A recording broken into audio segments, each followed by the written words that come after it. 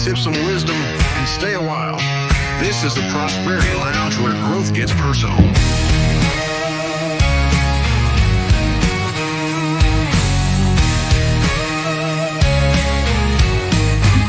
Step inside, we're breaking chains.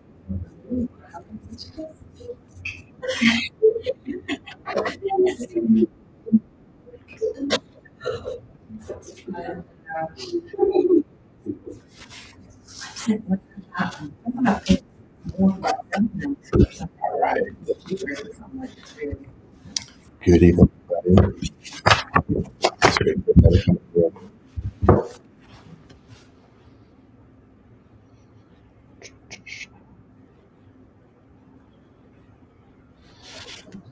All right.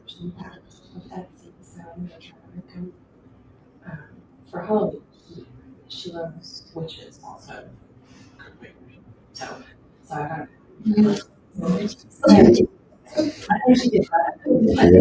Let's come back to you. See who's here. Got a good show tonight. We're all about the Chamber of Commerce. And we're all about Alzheimer's. Looking forward to it. So, I'll pop the camera up for the ladies here. I got Julie from the Chamber of Commerce, Sara from Alzheimer's Association of Tennessee, and Alzheimer's Tennessee with Janice. Alzheimer's Association Tennessee chapter. Tennessee chapter. Tennessee chapter. Okay. Yep. Perfect. You'll correct me a few times as we go through it. Exactly. So we got about 1 minute to go before we're going to start live. So I'm going to take you guys off screen for a bit, and then there's your mic, Julie. Get started. So if you're ready to go soon.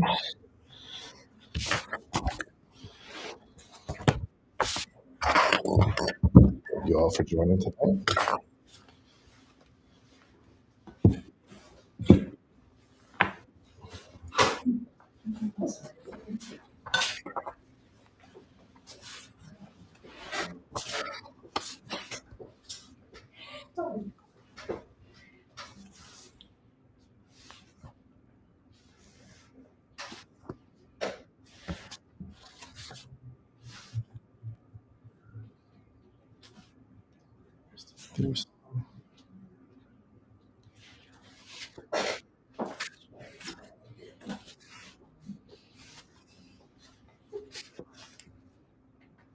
Good. What does it really mean for a community to come together? Not just to support small businesses, but to also rally behind causes that touch nearly every family, like Alzheimer's. Welcome to the Prosperity Lounge, where hope meets freedom and growth gets personal. I'm your host, Joey Ruffalo, best-selling author, coach, business growth strategist. Inside the lounge, we talk about money, mindset, business, and wellness, because prosperity is just so much more than your bank account. It's about freedom in every area of your life. Today, I'm joined by some incredible guests who are about that mission every day. We have Julie Blaylock, President and CEO of the Farragut West Knox Chamber of Commerce. Sara Dickson from the Alzheimer's Association Tennessee chapter. And Janice Wade from Alzheimer's Tennessee. And here's why this conversation matters, especially right now. I was reading there's more than 7.2 million Americans over the age of 65 living with Alzheimer's disease. That's 1 in 9 older adults. And here in Tennessee, around 121,000 are facing reality. Tonight, we'll talk about the chapter supports how the chamber supports small business and how they get back, how these two organizations provide care and hope, and how the upcoming Charity Gala Auction on October 2nd will bring all of this together. So let's pull up a chair. The lounge is open. Ladies, welcome to the Prosperity Lounge. Awesome. So we got everybody here. We got Julie and the camera. We got Janice and Sara here. First off, thank you all for joining me tonight. Appreciate it. I know we're kind of funky in the studio here where you guys are literally trying to fit on camera. I'm in front, I'm looking this way, that way, and trying to be professional. But, I think really looking forward to learning more. Not only the chamber, I am a chamber. I feel like I know enough, but not I need to be educated completely. its role in the also learn about Alzheimer's in general. So I'm really looking forward to the conversation. I did want to start off with Julie first to talk about the chamber in general and its purpose, and what it means for small business. So, for the listeners who might not be familiar, Julie, can you start with the mission, especially the mission of the Farragut West Knox Chamber, and how it supports small businesses? Absolutely. We launched as a chamber in 1987. So we are slowly coming up on our 40-year birthday, which is really exciting. Our mission Wow. is really simple. We are in business for business, and we are here to support growth. We are here to support education, and we are here to support member success, provide all of the benefits that will make those things possible for businesses all across Knox County. Nice. I love that. So, what did you say again? 6? 1987. Yeah. Okay. So I know the town of Farragut was founded in 1980, Correct. 1987. So tell me about, if you know, the founding of the Farragut Chamber. That this was one of those, we're going to split from Knoxville as well, or how did that work out? Well, I wasn't here in 1987, but what I know historically is, as you said, the town was founded in 1980, and Knox County looked vastly different than it does now. It looked vastly different back then. What I know happened was that the town of Farragut and businesses that were in the area decided that because doing business in Farragut was a little bit different, they had some different expectations, some different desires for how business should look in 1987, that they needed their own commerce. And that's really how chambers of commerce pop up, and why you see more chambers within the same county in certain areas of the country. Okay. So how the alignment of their purpose shifted over. Okay. We see that now pretty clear with the downtown chamber and the Farragut West Knox Chamber, as far as the types of businesses I see being supported, and the events that we put on, and the things that they're trying to accomplish as far as, I would say, wooing business to their separate communities. Downtown Knoxville tends to be a little bit trying to get businesses in, but there's no room for business in Farragut West Knox. Not really. So Not really. We don't have any manufacturing in Farragut. Right, that's true. Yeah. Okay, got it. Now I want to clear up something before we dive deeper here. Something I hear often, something I was confused about a little bit as well. People hear the word chamber of commerce and immediately think U.S. Chamber of Commerce in Washington, D.C. But local chambers like Farragut, West Knox, they fill a very different role. Can you explain how maybe the chamber's mission is different from like a national chamber or from that, and why the distinction matters for the community? I can. I'll start with the similarity. The similarity of any chamber of commerce, it doesn't matter where you go, whether it's nationally, state, or local. Their one job is to serve their members first, because their members are investing in them to collaborate together and build a community. So that stays the same. And chambers of commerce will offer different benefits to their members depending on what those members say they want. That's generally where the similarity ends. And it starts to get really fine-tuned to what the community the chamber is located in needs in order to grow and be prosperous. So you mentioned our Farragut Knoxville Chamber. They are much older than we are. They are over 150 years old. Let's start there. Wow. Okay. And one thing that they're charged with, which we don't, though we get county support in the form of funding, they hold the economic fund for the county. And they get that funding to do that work, to bring that on in the manufacturing and the big companies and high-tech jobs here. There doesn't need to be entities in the same county doing that kind of work. So I think that that's part of why their vision and their mission is at a much more regional level than ours needs. What that does for us is that leaves a really nice space for us to engage regional issues as appropriate, and even do a little bit of advocacy where we need to, but to just serve the local businesses that are in our Okay, so you have the opportunity to be more centralized focused. We Really do. small niche almost. We do. It's a good niche. So if you look at the breakdown of our membership, I don't know how that compares to their chamber or other chambers. Upwards of 20% of our members are one employee. They are entrepreneurs, just like yourself, in fact. Wow. And that's a lot. Yeah. Most businesses are upwards of 80% have less than 15 full-time employees. So, for reference, that's not even small business by U.S. standards. And what most businesses need is vastly different than what a business that has 100, 500 employees needs. Okay. So being able to serve, so the Farragut chamber is able to serve essentially anybody who has that. So if a business is able to move into the locale and serve that, we can serve that. Yeah. But because of where we're located, we kind of unique in a sense in a lot of small towns, the same way with small chambers across the country, being able to service not just the people who are 500 members, but that solo person. Yeah. Yeah. And get resources, benefits, something else to them. Yeah, we can. We're in this really unique kind of unicorn spot where, our chamber is based in the town of Farragut, which, as you know, is growing leaps and bounds as Knox County grows. But we're considered to be in the bigger Knoxville metro area.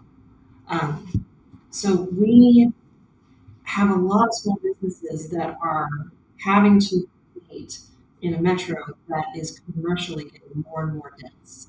And that's a challenge. But Knoxville, in and of itself, people still say it's a small town. We're in a big city, but it's definitely still a small town.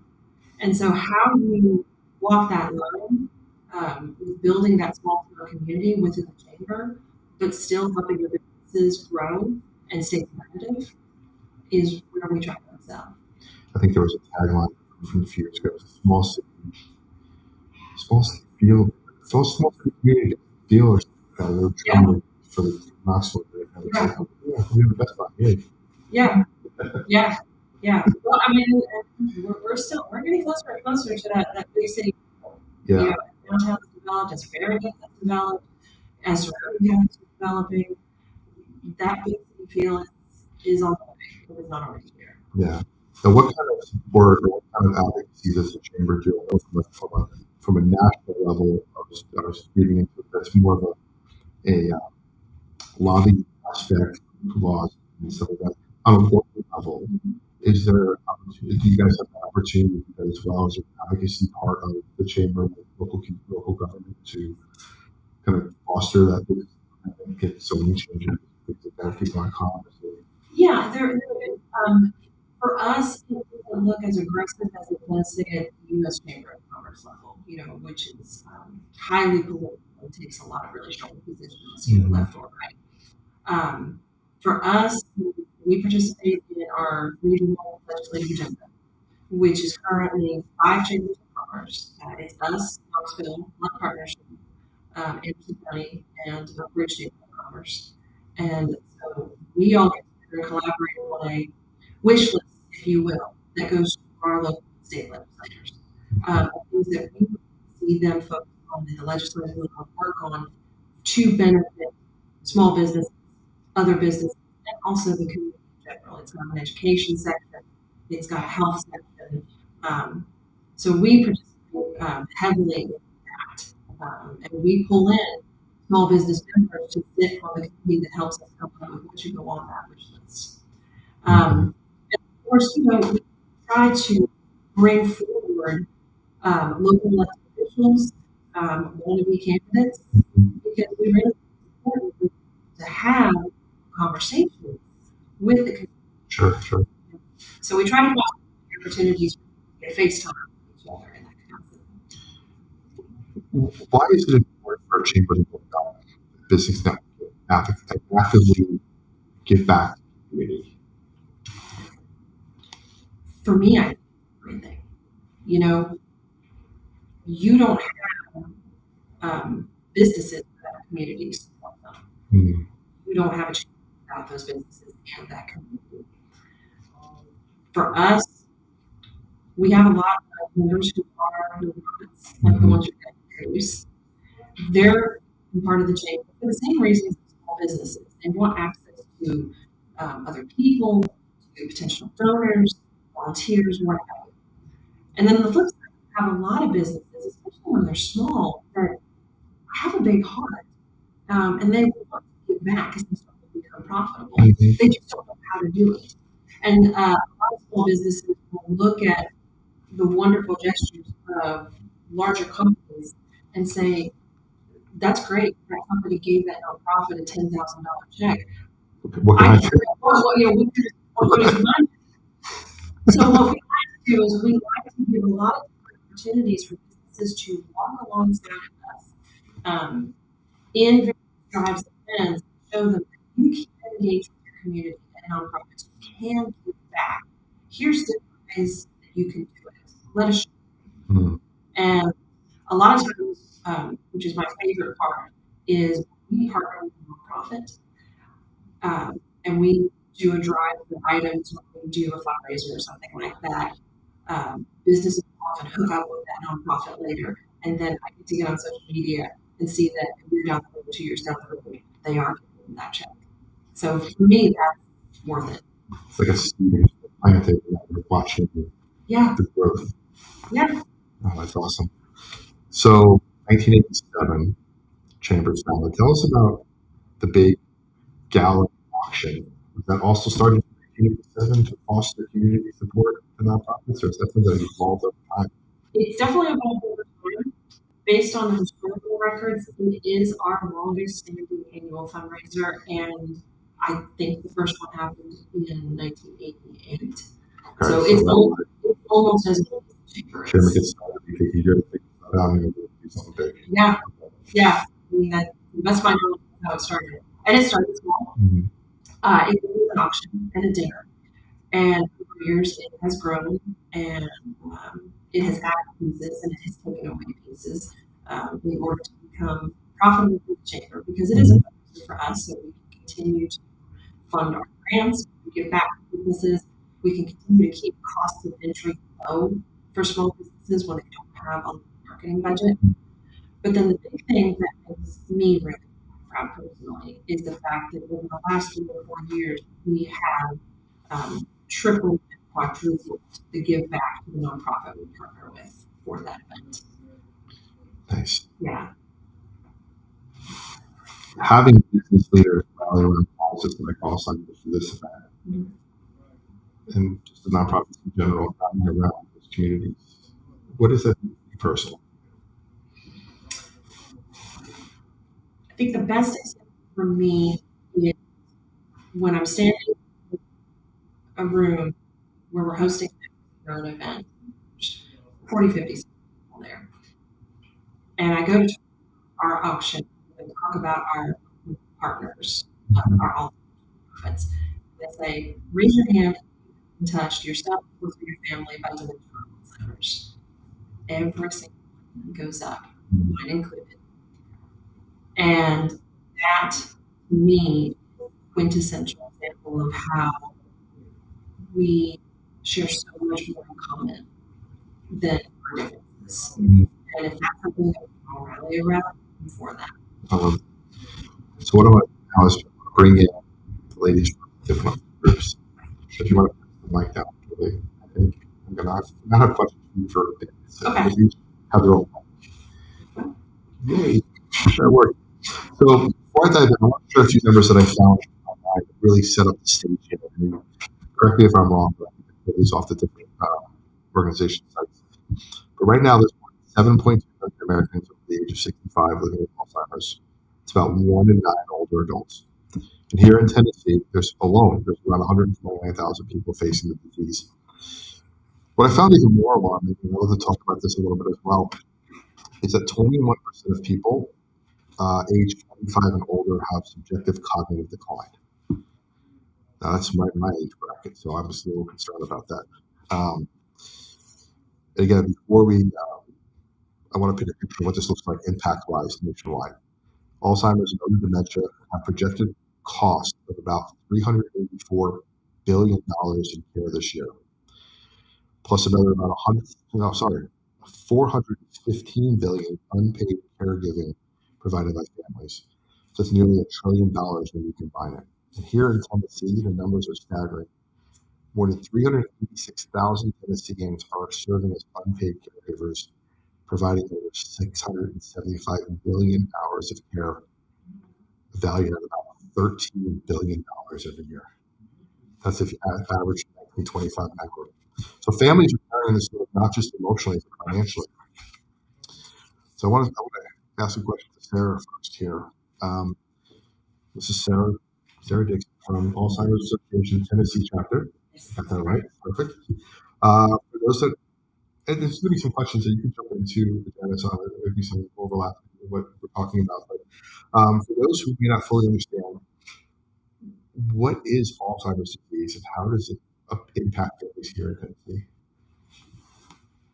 Well, so Alzheimer's disease is obviously the most common form of dementia. Alzheimer's is a prevalent dementia, so it's one of the most commonly diagnosed. There are several forms of dementia, but most often that's the diagnosis that we see. Yes, and that's pretty much what I want you here talk about. Alzheimer's dementia. You mentioned others. So what are other ones that would be out there that I think of? Like vascular dementia, Okay. Lewy bodies, maybe Janice wanted to try them. Sure. If you know. We see frontotemporal dementia, Okay. Parkinson's, and a dementia component to it. So it's a number, but obviously Alzheimer's is most prevalent. But a lot of times those dementias also can coexist, vascular and Alzheimer's. So vascular issues can be at risk for developing Alzheimer's. So they're unique and different, that express the disease in different ways. Now, when you hear numbers like 7.2 million nationwide and 9,000 here in the state, what do they mean in terms of need of awareness and action? Well, for us in the association, the biggest part of that just making sure that people understand what's going on with one of Alzheimer's and understanding the warning signs, obviously, but understanding that we are in an era now of treatment, so it's not like a hopeless diagnosis. It's going to be devastating as it continues to go, but there is, educating yourself and understanding the warning signs, getting an early diagnosis, even just for the smallest thing that you think that might have, be a trigger for it. So just getting that diagnosis, because there are ways right now to go in and get treatments for progression disease. No, I should have done a better job of getting introducing both of you. Organization. But can you tell me a little bit more about Alzheimer's Association Tennessee chapter and the Janice what Alzheimer's Tennessee does? Sure. So Alzheimer's Association chapter, we are basically a branch of Alzheimer's Association based in Chicago. And so we work here in Tennessee. We have a home office in Tennessee and Nashville. We work all around the state of Tennessee, and basically here in East Tennessee, we work to, like my work is a third here, third in West Tennessee. So our biggest thing is our volunteer led.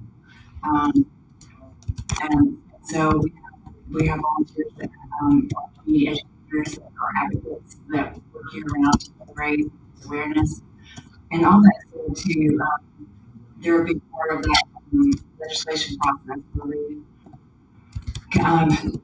for more awareness of the political realm.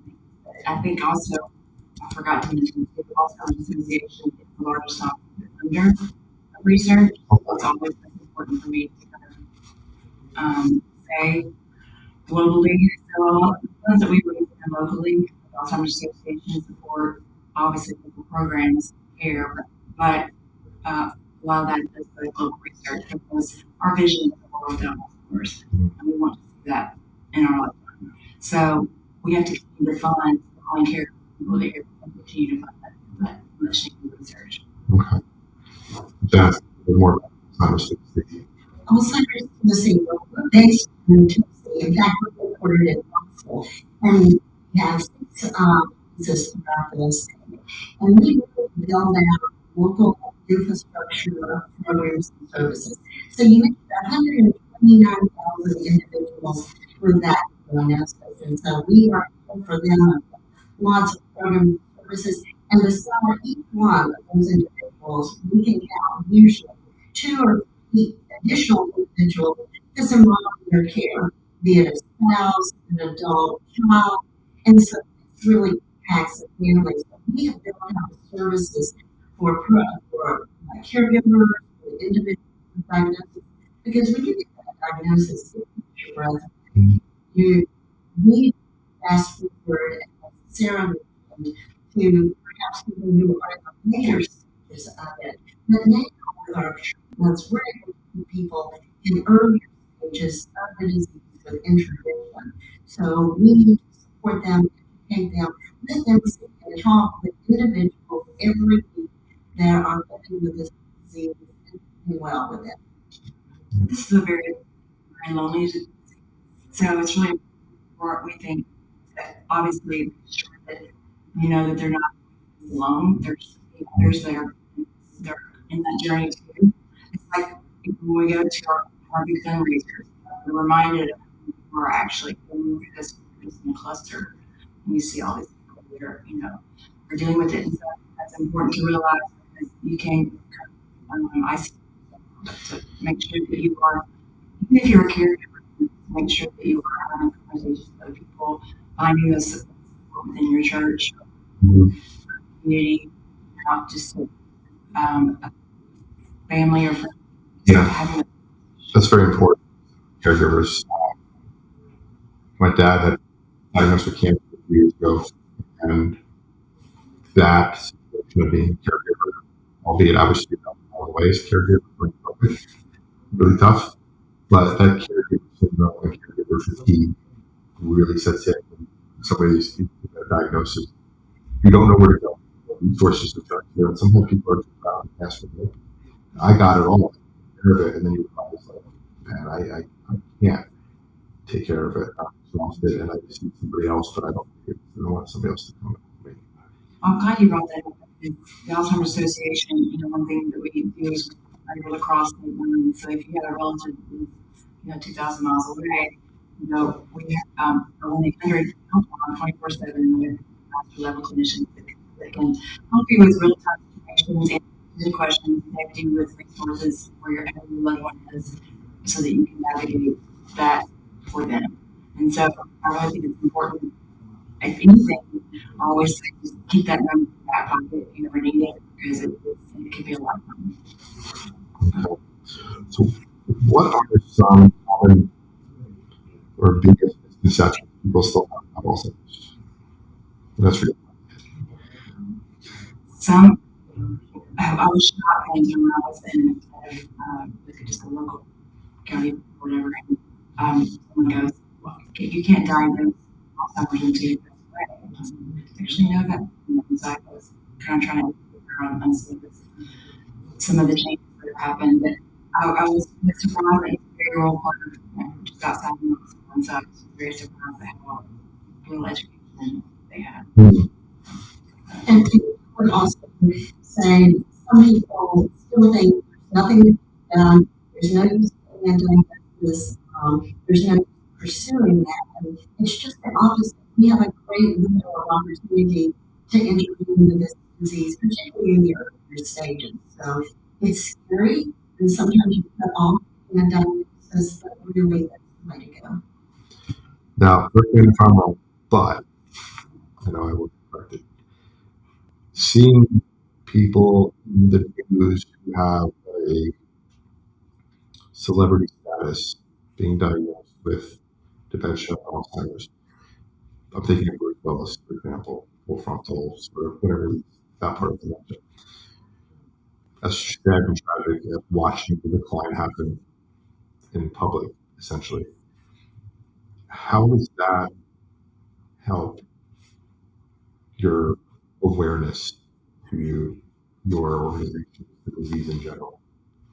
I think it, maybe has a little bit more, pulls the heart a little bit more because we feel connected to that person in a way because we've watched them for years. But I think, seeing someone that's so big, bigger than life become disease, it's really kind of a reality, kind of like check. I mean, you're not right there with it, but you, what happened to them? I mean, Yeah, about 9 people attacks, but it actually seems like I know somebody, whether they're somebody or not, but it's affected to see the result of what happens. And I think we're all so thankful when individuals step forward and share their story and their family because it really amplifies the message. And people are like, if that person can be diagnosed with a dementia, maybe that's what we're dealing with too. So it really certainly amplifies and encourages people for awareness. Sure. So Janice, we know that Alzheimer's is, at least I was thinking here, the 6th to 7th leading cause of death among older adults. How does Alzheimer's Tennessee step in to support families when they're getting the diagnosis? Well, we have 3 support groups, virtual support groups a week for individuals who have gotten an early diagnosis or even in the stage.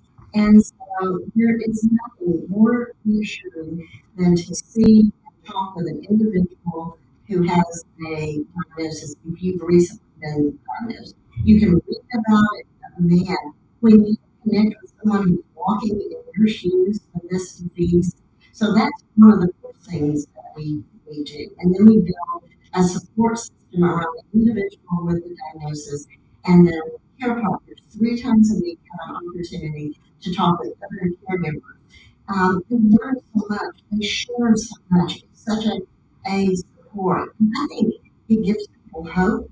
We love to have someone saying, I'm one, and I was diagnosed 4 years ago. I was diagnosed 5 years ago. Because once again, if we're able to get early diagnosis and the intervention, you can have some certainly quality time with family and friends and just with your life living with this disease. Yeah, my next question on how to there's hundreds of thousands of unpaid hours, hundreds of thousands of caregivers and things like that. Besides the support that you mentioned, the support groups, is there any other support that you offer them, say, in the first few months of diagnosis? Well, the one-on-one with other caregivers are extremely valuable. And then we have a series called Hearing and Company in-person series. Our next one is October the 9th, where caregivers will come together, they can hear from experts, you get physicians, social workers, because I think after you get over the initial shock, it's like, what resources do I need, not only now, but in the future? And so just building out the resources. And then we're like, don't forget to also enjoy your life and have fun. So come to the forest, come to, other things we have that are social that so we don't let that get lost in people are so much more than just the disease. So don't let the disease define you. But those first few months, you have to get your ground. Absolutely. Now, can I ask you I wrote it down, potentially hostile question. How do each of your organizations complement each other, and how do you do different? Is there a difference between both of you guys? Well, as I mentioned earlier, the biggest difference is obviously we are a national or part of a national organization, and so we're the largest employees under research. So we play a big role in all the things that use the facts and figures that come out every year comes through us. All of the research, we're a big part of contributing to that, and just in everything, in every aspect of the disease. So all the news, all the studies, the healthy living studies and things like that comes through research that we run here locally. So, like I said earlier, when we raise funds, we are raising funds obviously for this care and support here. What I think nurses they provide more and special care for our family, like kind of the world. So it's a great compliment between organizations where you guys kind of help each other very well.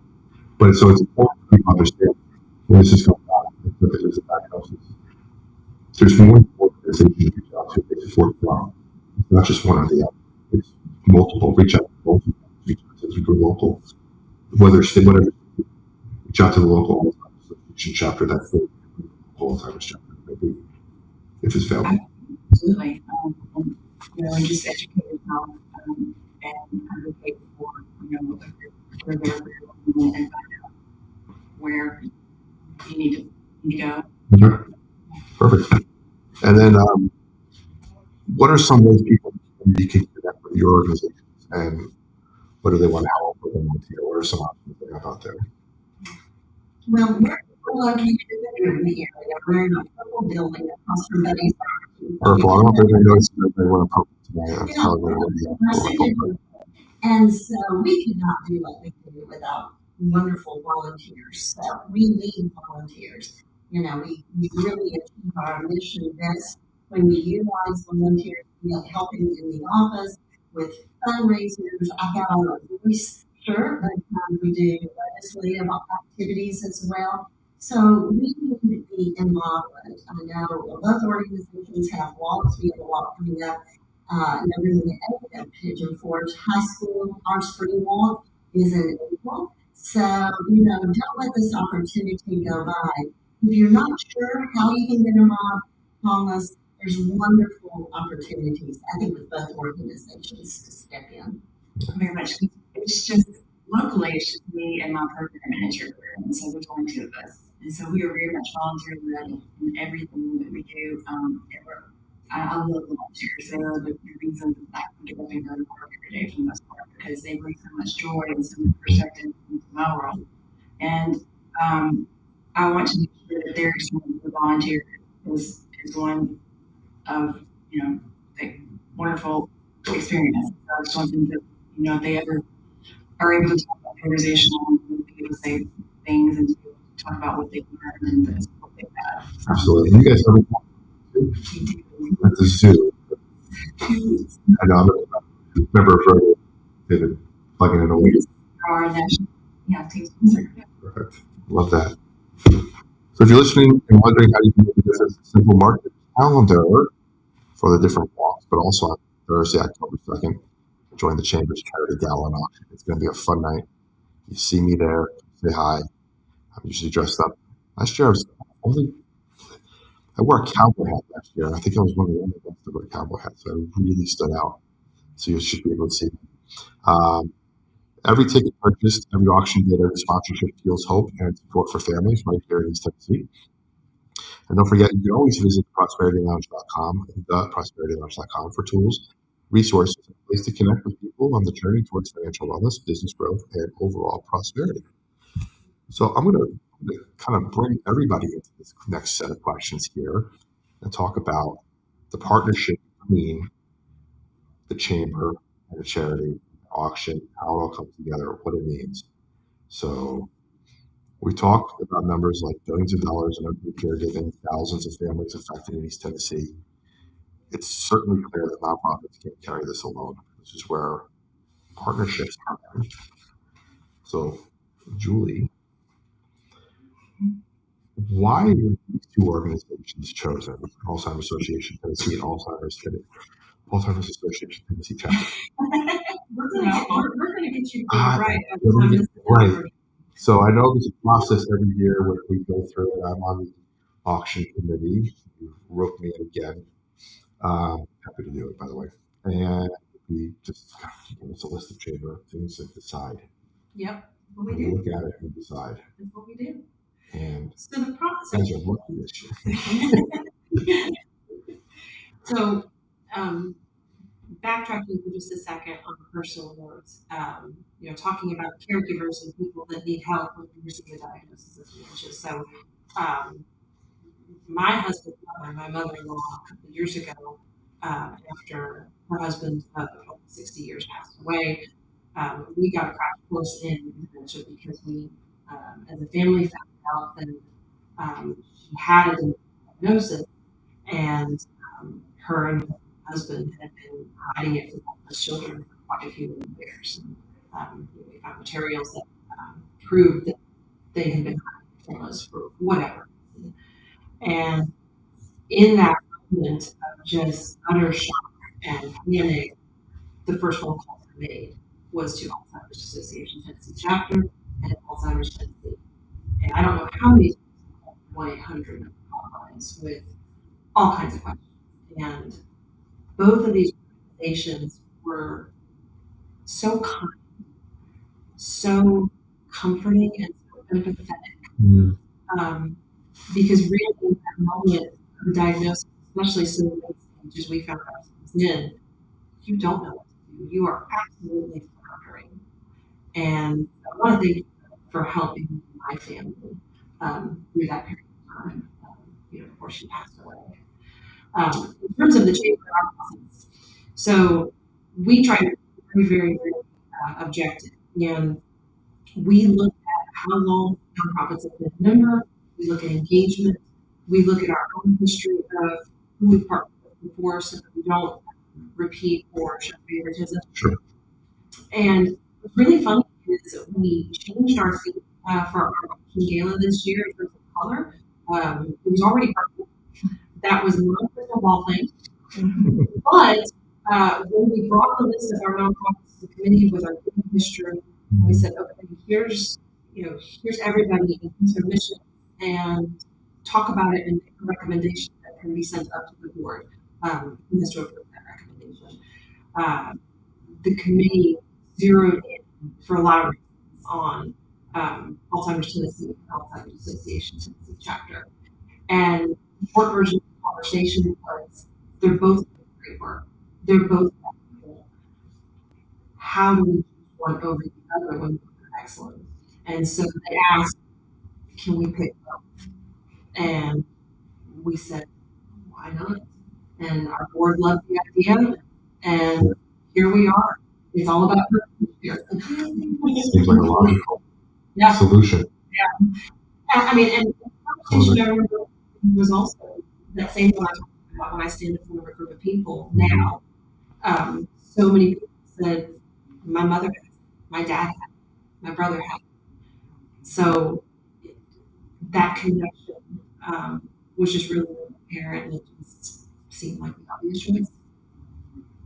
And I think something like the awareness of the chamber and the auction, that awareness of the organization. I, in full disclosure, was not aware of Alzheimer's Tennessee. I was aware of the Alzheimer's Association, not Alzheimer's Tennessee. Now, and it's amazing as far as our time goes, and you guys are doing great work. Because, like you said, when you find a diagnosis at the stage, like with my dad's situation, it was stage 4. He passed away after the whole diagnosis, surgeries and stuff. We didn't have the support and the energy to deal with getting him well. It was maintaining him to death, essentially. The hope is well. And man, you guys come and being able to put arms around people and walk with them through that process. Everybody has seen it all. It's just so important. Yeah. You can't. I mean, they really are. And I'm blissfully ignorant about who answers your phones and knows your hotline. But I mean, they really have the ability to be triage and validate what you're experiencing, offer suggestions, give you things to watch out for, look for, what to expect, so that your path has a little light on it, more so than it would if you were going alone. Absolutely. That's the worst thing you can go alone. Yeah. You think you can go easily. Yeah. So for Sara, and what does it mean for you and your organization to have a business community group, let's say the chamber, standing behind you doing your work and making it visible? Well, for us, I mean, first of all, we appreciate being a member of area chambers, and we are so appreciative of the business community investing in us. It's a huge component of allowing us to move the mission forward. So we're just really appreciative. So there's the business sector of that, but also we, as mentioned, go to any meetings where people don't say, actually, I'm doing this through my mom or something like that. So it's so powerful and validating and inspiring to have neighbors that want to look around and say, yes, we want a healthy business environment, but we also want to give back to our community. So we love being that part. I just want to say to that, I feel like being a part of the chamber has really just elevated the conversations. People are talking, it's like when I walk in the room, I'm talking to someone who I just met and sharing their story with me. It's very impactful, and I encourage them to keep doing that because that's how we start to really bring more awareness to others. We need to talk about this, and there are resources out there, and those kinds of things that just trickle down. And so that's what I really like about the chamber and just the support that because we hopefully, like I said, there's two of us, and so we're working to meet other people in the community that we can connect with, not only for the business side of things, but also too for the awareness because we are in what we call an era of hope, and so as far as treatment and stuff goes, and it's a wonderful time to learn about the organization and to learn about all the resources that both of us provide. And I'm sure without your stories and approach sort of that the work. And for us, we're a business, and so we need to run clean, efficient, and with best practices in terms of business practices as well in order to achieve our goals. So the educational component of having a chamber is also important to us. Love that. If anybody here is watching live on YouTube at the Prosperity Lounge on Facebook, feel free to put some questions in the chat here. That'd be great. If a lot of people talk about their experiences right now with dealing with family members who have had Alzheimer's. And my wife actually put in here her great grandmother had the disease. Vance, my engineer, dealt with his mom for quite a few years, taking care of her. And let's see, I'm scrolling here, guys. I'm scrolling. I missed a bunch of them. Everybody's talking about pizza in the chat. Okay. Oh, the pizza places here. Yep. Ryan and Jessica talking about her mom's father had it, and they had 14 kids to take care of at home.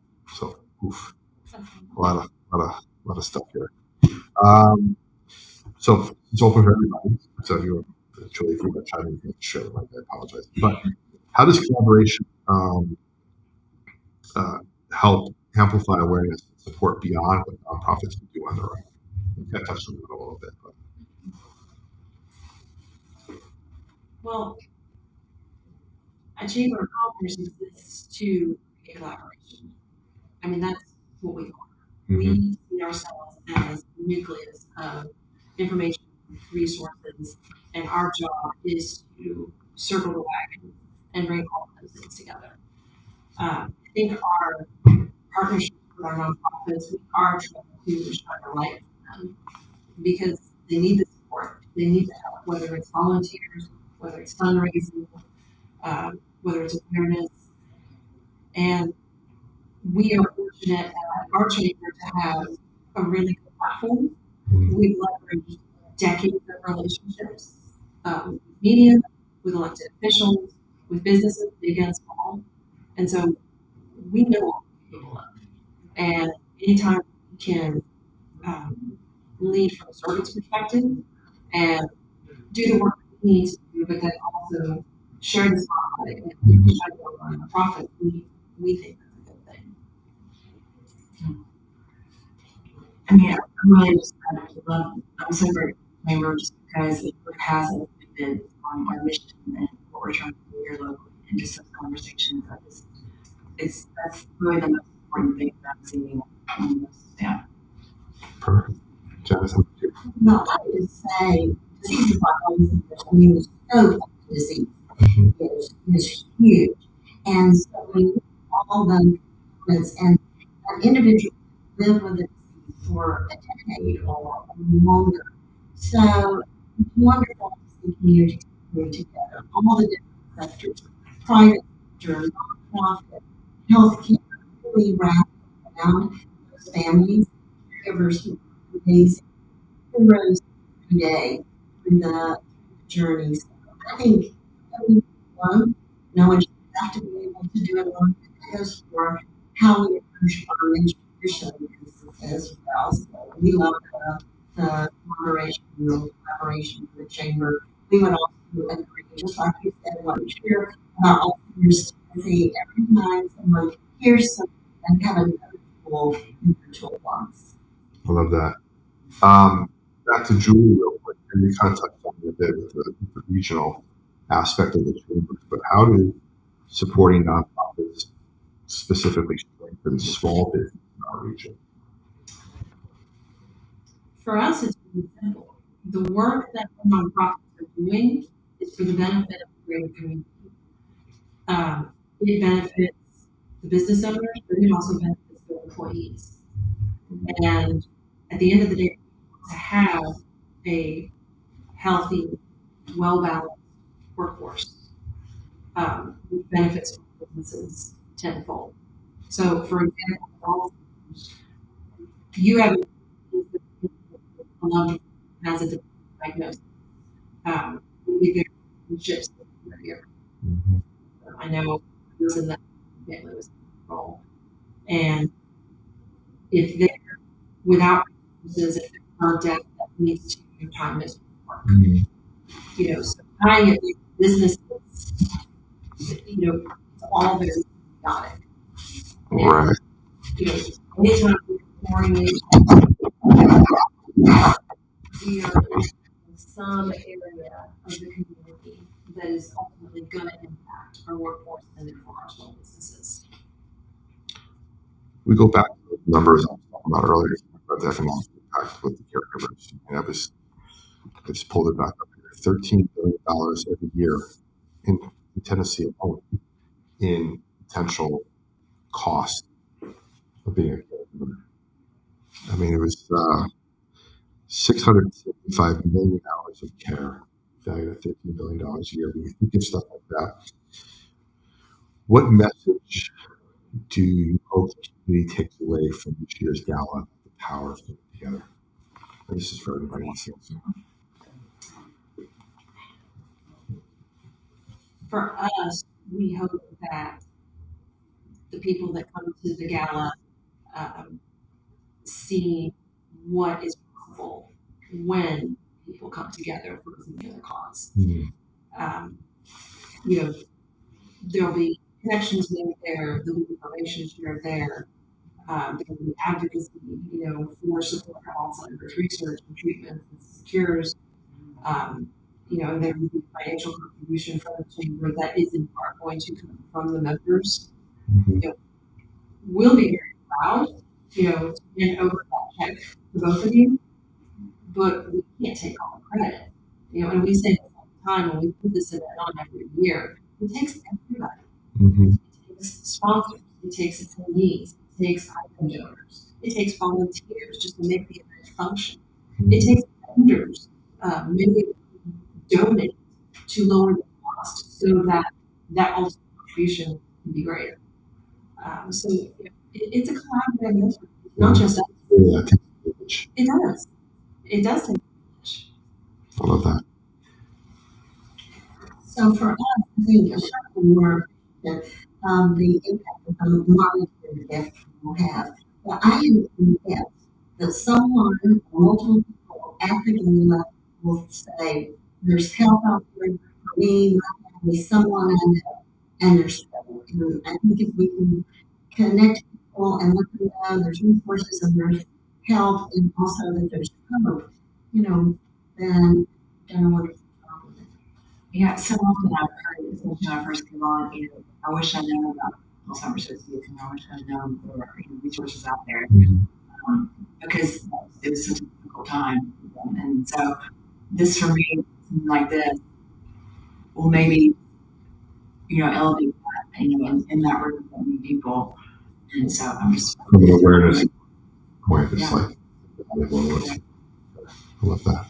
Yeah, and coming back to the side for me, real quick, I'm always going to think about my late father who got that diagnosis with my mother, his wife, and felt what kind of force that drove him to keep it from us and to not seek outside assistance and help, and how lonely it's been. And I'll always wish there would have been an opportunity to point him toward these organizations just to get some kind of support over the years that he needed with it. It's inspiring. Appreciate you sharing.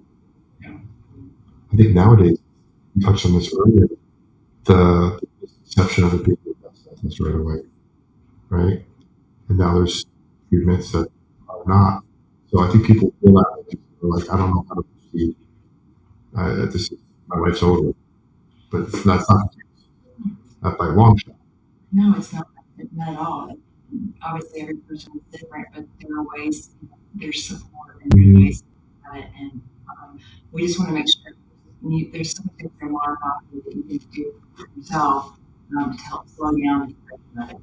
People don't know that, but 40% of more vital just engaging in people, exercising, sleeping, eating right, like more Mediterranean diet, those types of things that really just that social contact too. Uniting, trying something new, it sparks part of your brain. So just doing those things to kind of help slow down the depression.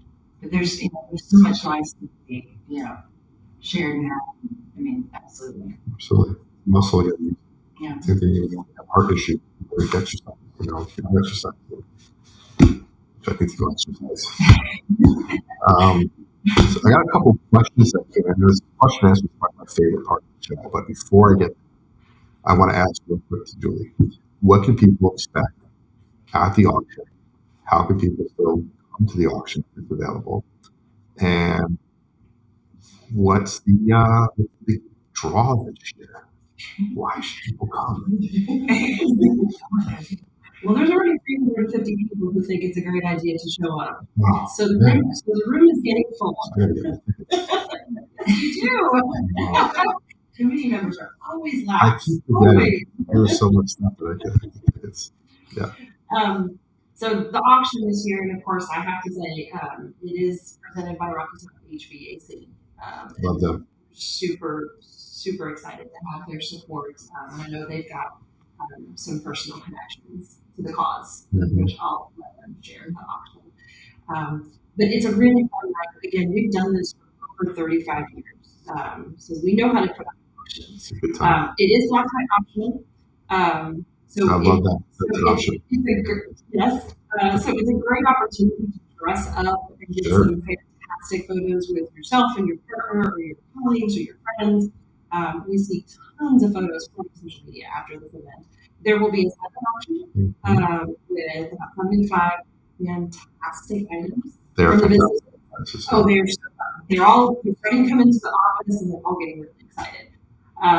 There will be a live auction with up to 10 live items, and some of those packages are going to be absolutely phenomenal. Yeah. I will mention that the final item of the night will be lunch with Mayor Jacob, which I believe we had on the show. Last week.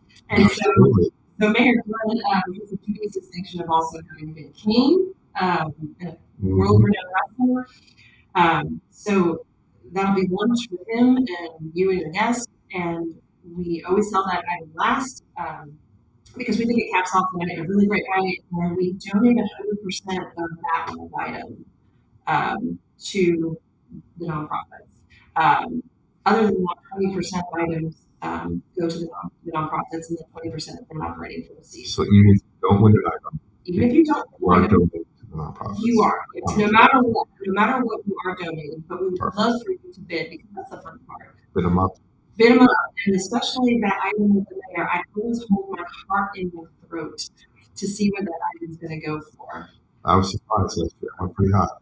It has gone pretty darn high before. And I will say,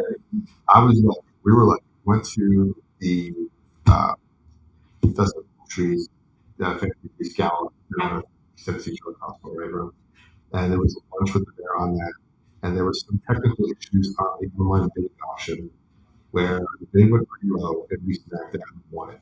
And I came to the auction last year and I go, lunch with the mayor, I'm going to win that again because I know what the value is of lunch with the mayor. And it was like triple what I paid. And I was like, I lucky I got what I got.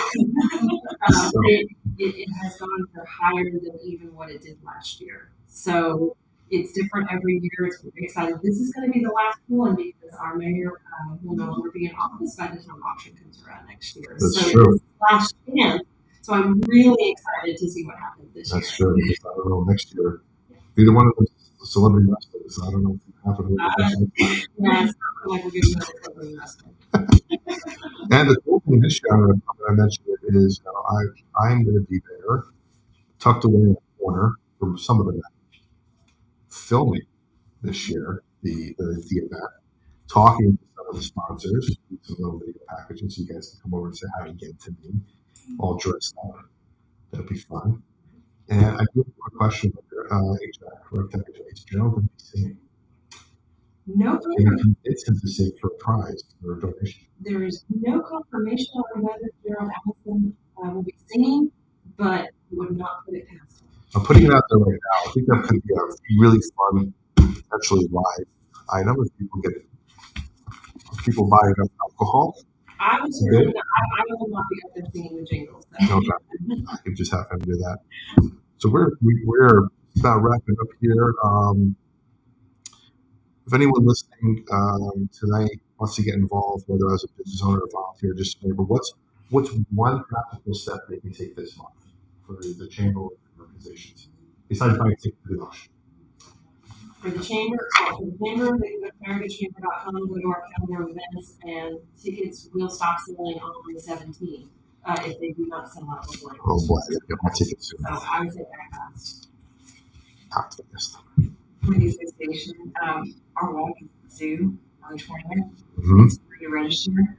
You come in, you'll be just enthralled with all kinds of resources and information about the association. Really, the walk is more, I think we'll go so. Love that. Yeah. And I would say we're doing our Race Across the Street for Silver Award, which is a wonderful program for individuals who may wander. And so we'll be at the Walter Springs Walmart on September 25th giving out free Silver Alert packets. So if you know of anyone that may have a tendency to wander, please come to the Walmart and see us. I love that. Thank you all for joining us tonight. Thank you everybody in the chat for having a great conversation. Looking forward to the auction coming up again. That comes to Adam and over there. What we've heard tonight is that prosperity isn't just about numbers or profits. It's about people. It's about using what we have to lift up others, whether it's the chambers helping businesses thrive and organizations like Alzheimer Association, Alzheimer Tennessee, Alzheimer Association of Tennessee chapter. I will get it right at some point. I apologize. Alzheimer Association, Tennessee chapter, and Alzheimer's Tennessee. Got it. Walking alongside families in their toughest seasons. Man, I will get it right for sure. Thank you to Julie, Sarah, and Janice for joining me tonight. So as you think back on your role in the community, ask yourself, where can I step in? Where can I give back? And where can I help someone else find freedom? If you found value in tonight's conversation, subscribe to the Prosperity Lounge on YouTube or your favorite podcast app, Apple, iTunes, everywhere. Visit us at theprosperitylounge.com to join our free community and get all these cool resources like our guides and everything else. And don't forget to share this episode with a friend or business owner who needs encouragement. Until next time, stay faithful, stay fearless, and remember, freedom lives where faith and action meet. The lounge is always open, and so is your next breakthrough. This is the Prosperity Lounge. Thank you all for joining me tonight. Appreciate everybody. Have a great night. Everybody in the chat is talking about pizza, wings, Baker Boys pizza, this pizza, that pizza. And I am hungry now. I don't know. They just have a mind of their own in there. So thank you, everybody. Have a great night. See you next week. Figure out who our guest is going to be. I'm not sure yet. It's a big surprise. I guess I don't know. So until next time, everybody, take care and see you later.